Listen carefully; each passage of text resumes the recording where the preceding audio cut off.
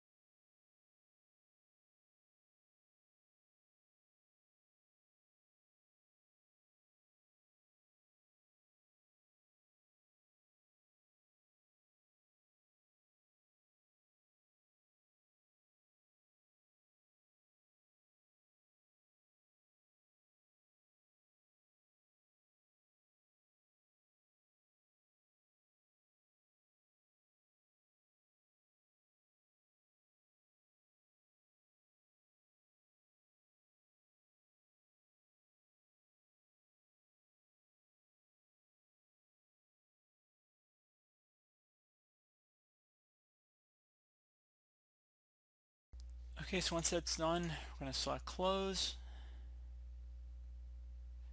And if we attempt to relaunch the application here,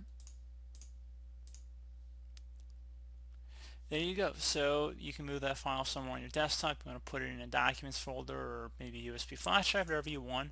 And basically once you have it open here, it says choose when. You just set the date in which you want to make the action. So you could set the date in here. You can open up a calendar view as well. Set the exact time down to the second. And choose what action type. You can set lock computer, log off, sleep, hibernate, reboot, shut down, or power off.